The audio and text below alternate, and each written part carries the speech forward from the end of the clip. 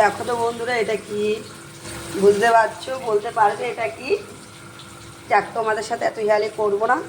এটা হলো মটরশুঁটি, আমি মিক্সিতে পেস্ট করে নিয়েছি। এটাকে আমি কি বানাবো দেখো। কড়াইয়ে তেল গরম হয়ে গেছে, দিয়ে দিচ্ছি কালো জিরে, দিয়ে দেবো এই যে দেখো পেস্ট করা মটরশুঁটিগুলো। হতে লেট হবে।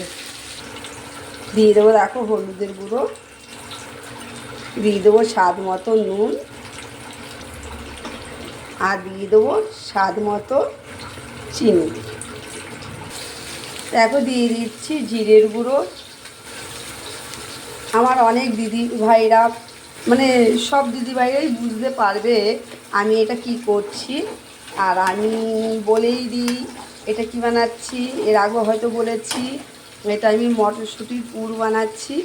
যেহেতু এটা দিয়ে আমি কি করব সেটা তোমাকে অবশ্যই বানাবো। পুরটা যে বানাচ্ছি এটাই তোমাদেরকে বলছি, ওই জন্যই বলে দিলাম। আমার সব দিদিভাইরা বুঝতে পেরে গেছে যখনই বলছে আমি মটরশুঁটির পুর বানাচ্ছি।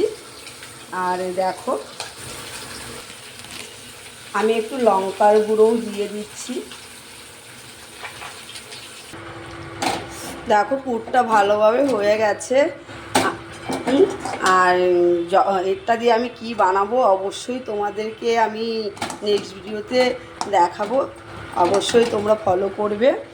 আর দিদিভাইরা তোমরা তো সবাই জানো, বুঝতেই পেরে গেছো মটরশুঁটির পুর মানে আমি কি বানাতে চাইছি এটা দিয়ে।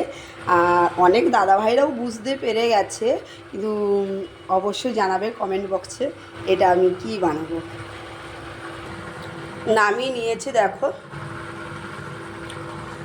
দেখতে থাকো, নেক্সট ভিডিওতে দেখা হবে তোমাদের সাথে, আর বুঝতে পারবে। টাটা।